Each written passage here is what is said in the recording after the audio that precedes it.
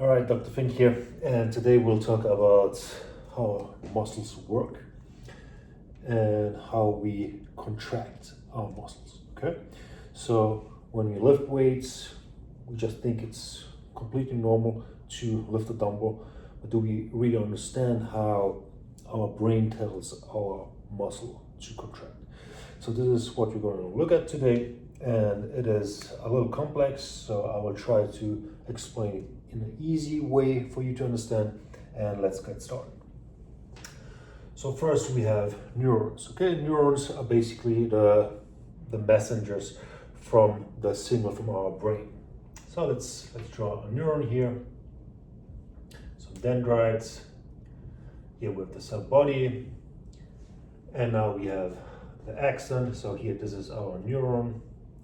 Here we have the axon, and the axon basically connects to a muscle fiber. Okay, and here we have a little cleft. This is the synaptic cleft, and this is going to be important. Okay, in this cleft, neurotransmitters are going to be traveling from the neuron to the muscle fiber. Okay, so here we have our muscle.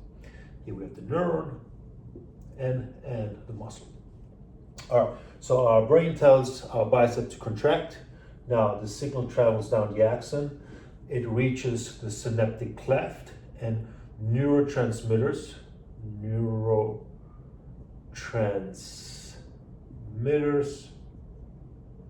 will be released in the cleft and bind to receptors on the muscle. Okay, and this will change the electric potential of the muscle fiber, and this electric potential, which is called action potential, will travel down the muscle fiber and release calcium. And the release of calcium is now crucial to induce a muscle contraction. So if we look inside of the muscle fiber, we have several types of proteins. We have actin, and we have myosin. And these two strings of protein basically pull on each other, and this is what makes our muscle contract. Okay, so why is calcium crucial here? If we draw our actin filament here, there is something called tropomyosin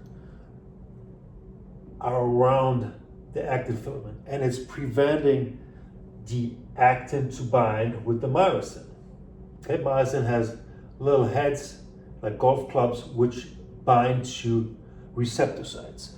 But at this point, this tropomyosin is still winding around the actin and is preventing from the myosin to bind to these heads. So calcium comes into play now. Calcium will bind to receptors on, so it's called troponin, which act like a key lock for the tropomyosin, and calcium will open the troponin, the key locks, and release this tropomyosin. And now the actin is free, and the heads of the myosin can bind and pull, and this allows us to contract. So to go over that one more time, our neuron tells our body, our muscle, to contract. So in order to do so, there's an action potential, a signal going down the axon, and when it reaches the muscle, it's called a neuromuscular junction. Okay, neuro from the nervous system, and muscular from the muscle. Okay, so here we have the nerves and the muscle connecting, and we have the synaptic cleft where neurotransmitters, in the case of muscle it's usually acetylcholine, is released and binds to the muscle fiber.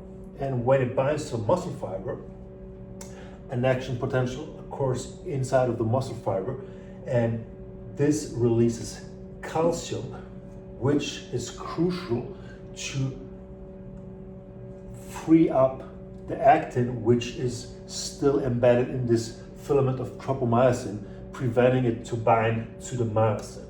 So calcium binds to troponin, which is like the key lock for the tropomyosin to release, and now the myosin heads can bind to the actin, and actin and myosin will pull on each other, and this will make our muscle contract. So this is, in a very short and simple way, the muscle contraction.